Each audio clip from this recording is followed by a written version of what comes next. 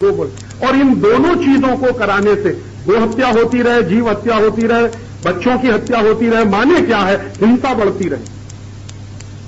और जितनी जितनी हिंसा बढ़ती जाएगी तो उतनी उतनी अहिंसा के सिद्धांत से हम दूरी बनाते चले जाएंगे। और एक दिन अगर अहिंसा का सिद्धांत ही हमने छोड़ दिया तो भारतीय संस्कृति का तो सत्यानाश हो ही गया। फिर इस्लामी संस्कृति और भारतीय संस्कृति में क्या फर्क है?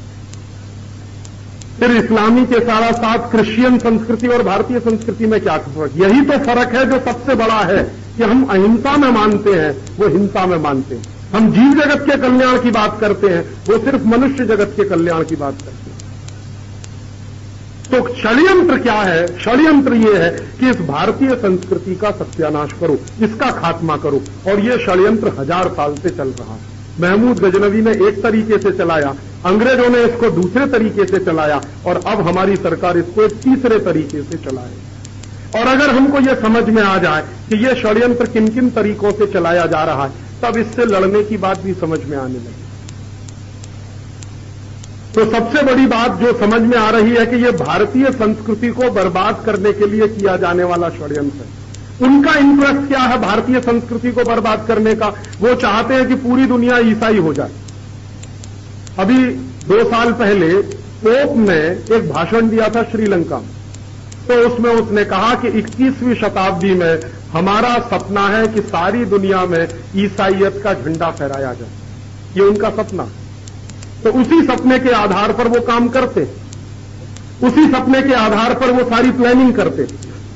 तो अगर उनकी ये कल्पना है और उनका सपना है कि पूरी दुनिया में ईसाइयत का झंडा फहराया जाए, तो इसका माने बिल्कुल स्पष्ट है कि ईसाइयत के अलावा दूसरी कोई संस्कृति बचे नहीं पूरी दुनिया में। और अगर है दूसरी संस्कृतियां तो उनको नाश करो, उनका सत्यानाश करो। तो उसके लिए तरह तरह के तरीके अपनाओ। उनमें से ये कुछ तरीके अपनाए जा रहे हैं। भारतीय संस्कृति के जो जिंदा मूल्य है उन्हीं को नष्ट करने की लगातार साजिश पिछले कई वर्षों से चल रही है।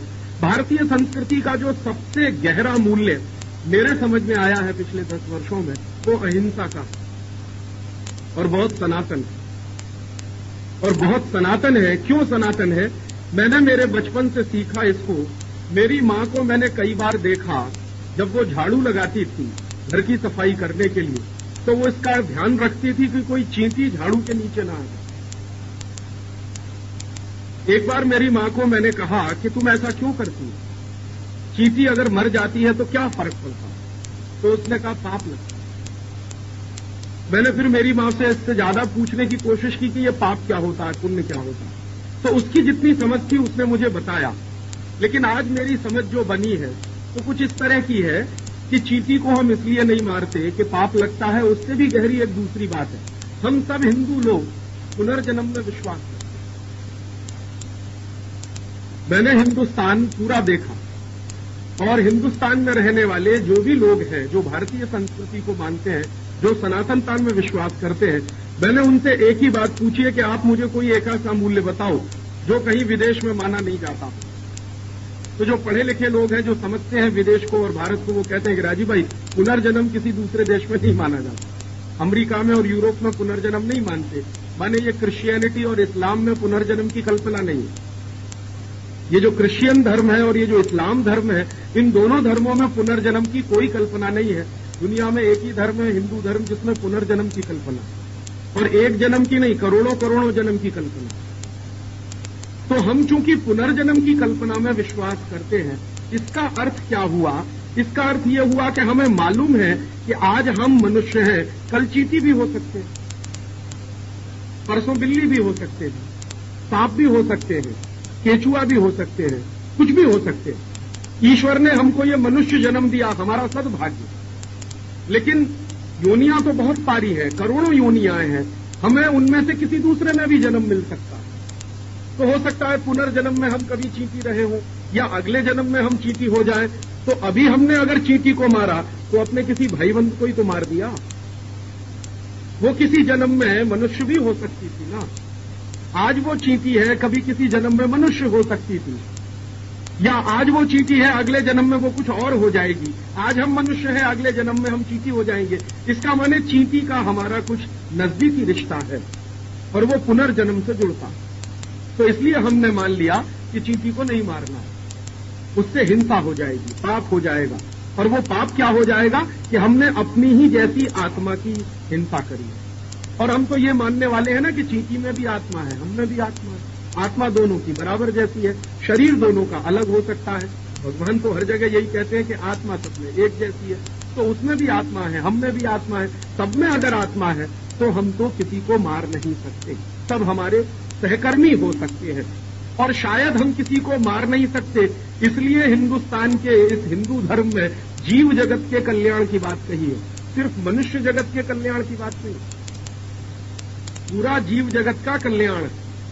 हम कहते हैं ना जीव जगत का कल्याण हो, मेरे सिर्फ अकेले का नहीं, चींटी का भी कल्याण हो, हाथी का भी कल्याण हो, शेर का भी कल्याण हो, सर्प का भी कल्याण हो, कछुए का भी हो जाए। तो जीव जगत में जितने हजारों लाखों करोड़ों प्राणी हैं सबका कल्याण हो, क्योंकि सब हमारे ही जैसे हैं। तो सबका कल्याण हो, सब हमारे ही जैसे हैं, तो हम तो किसी की हिंसा नहीं कर सकते, हम तो किसी को मार नहीं सकते। इसलिए ये अहिंसा का तत्व भारतीय संस्कृति में सबसे प्रधान तत्व है। यूरोप में ऐसा नहीं, अमेरिका में ऐसा नहीं। मैंने यूरोप भी देखा है, अमेरिका भी देखा, 2-3 वर्ष में रहा भी हूं वहां।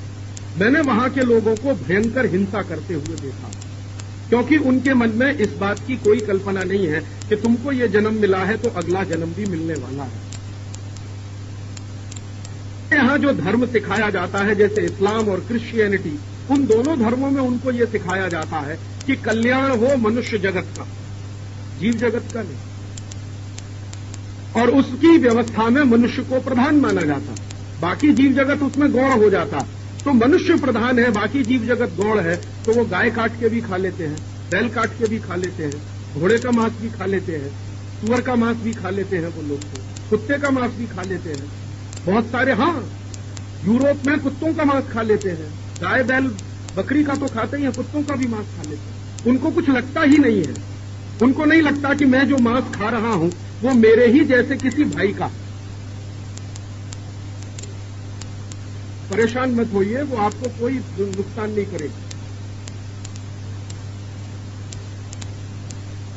संस्कृति का दर्शन है और यूरोप की संस्कृति का दर्शन है, इसमें बड़ा भारी फर्क है और यही फर्क हमको समझना चाहिए। अब इस फर्क को मैंने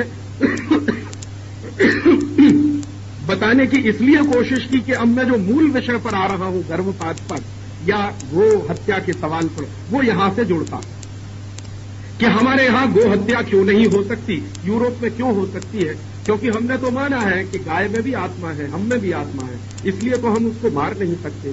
यूरोप ने तो माना ही नहीं है कि जानवरों में भी आत्मा होती है। वो तो कहते हैं जानवर तो ये सब हमारे लिए होते हैं, मनुष्य इनको काटकर भी खा सकता है, मनुष्य इनसे काम भी ले सकता है।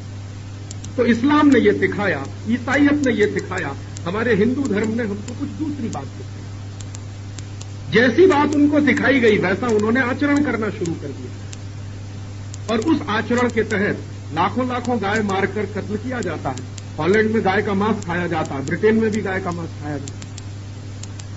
और उन लोगों ने जो गाय का मांस खाने की लत डाली है, उस लत को पूरा करने के लिए फिर गाय का उत्पादन भी किया जाता है, उसी तरह से जैसे गेहूं का उत्पादन किया जाता है। तो उनको गाय ऐसी चाहिए जिसमें मांस ज्यादा हो, क्योंकि खाना है ना उसको। तो बड़ी गाय बनाना शुरू कर दिया।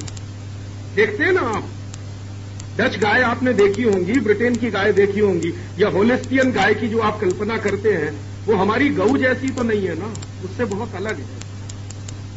तो इसलिए उसको इतना बड़ा किया बायोटेक्नोलॉजी का इस्तेमाल करके कि ज्यादा मांस पैदा हो जाए, क्योंकि वो खाना है ना उसको, हम तो नहीं कर सकते ना।